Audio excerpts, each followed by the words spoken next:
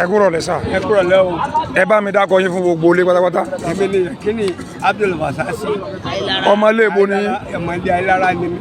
bó lẹ ṣe jẹ́ sí bàbá ìmáàmù torí ọ̀pọ̀lọpọ̀ àwọn ọ̀rọ̀ tá à ń gbọ́ ni pé gbogbo ẹni tó bá sọ pé òun sẹ́yìn ọ̀tá mọ́ bàbá ìmáàmù àbẹ́ tá mọ́ bàbá ìmáàmù. àtàmọ́ bàbá ìmáàmù dáadáa. a máa gbọ́ pé gbogbo ẹni tí wọ́n bá ti lọ́ọ́ tá mọ́ bàbá ìmáàmù wọ́n ní wo sọmọlé Ayilara sọmọlé Ayilara lẹ́yìn. ọmọ Idile Ayilara là wà. ẹ sì mọ bàbá tó bí ìmáàmù. mo mọ bàbá tó bí ìmáàmù kẹjá tó. ẹ bá wa ṣàlàyé bó o lẹ ṣe jẹ́ sí ìmáàmù gẹ́gẹ́. mo ṣe jẹ́ sí ìmáàmù ni pé bàbá tí ó bí bàbá ìmáàmù ní jẹ́ Yusuf. lẹ́yìn Yusuf yẹn Yusuf wá bí ọmọ márùn-ún. ó bí Tẹ́lẹ̀átù Táírù ẹ̀yà wà nílé olóṣìkí lọ́wọ́ ẹ̀ ó tún wá bí àṣàfà ó tún wá bí alátẹ márààrún èèyàn yóò sì ga ó jẹ́ àwọn márààrún tó bí. ìgbà tí bàbá Yusuf tó bí bàbá ìmáàmù ìwà kú bàbá tèmi ní àbúrò rẹ̀ ló wá súpò ya bàbá ìmáàmù ìyá wa Àṣìáwù.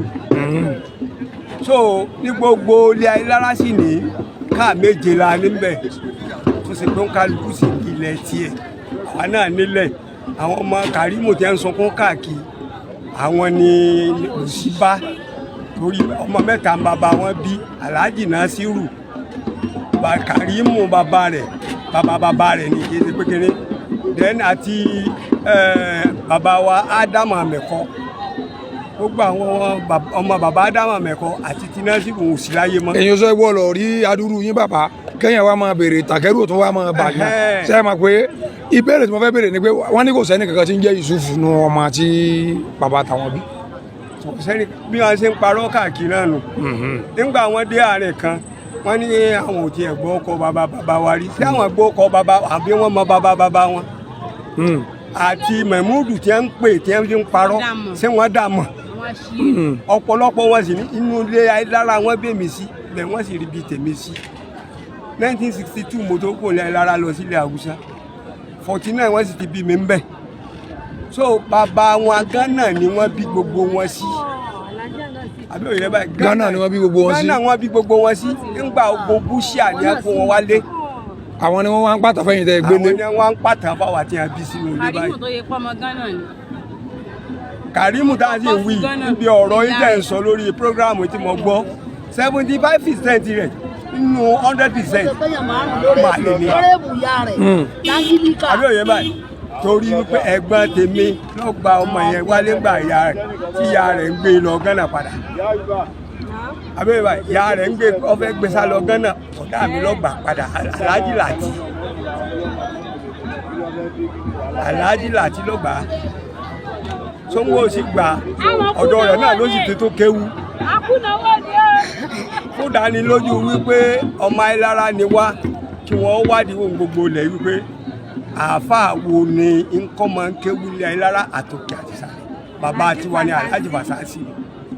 ẹ tún sọ bàbá ẹ tún sọ. fún ìdánilójú sẹ́ fún wọn ó béèrè káàkiri pé àáfàá wo ni nǹkan ọmọ ń kéwú nílé àti òkè àgbẹ̀dẹ àti sàlẹ̀ àfọ̀n bàbá wa ni.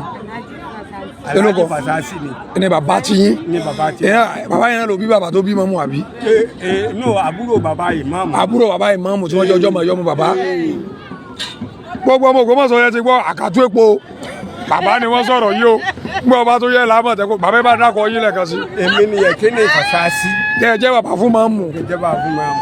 Ìlọrin mò ń sì ń gbé Hasan baba Kàrímù ti ń sọ̀rọ̀ lórí prógráàmù Ìlọrin ló náà ń gbé bọ̀dá lè mọ jẹ́ fún. ẹ̀gbọ́n àbá fọ́tò tán láwọn ọ̀dà mọ̀ nù àbá fọ́tò tán láwọn ọ̀dà mọ̀ ti ṣiṣẹ́ tẹ́sán tán láwọn ọ̀dà mọ̀.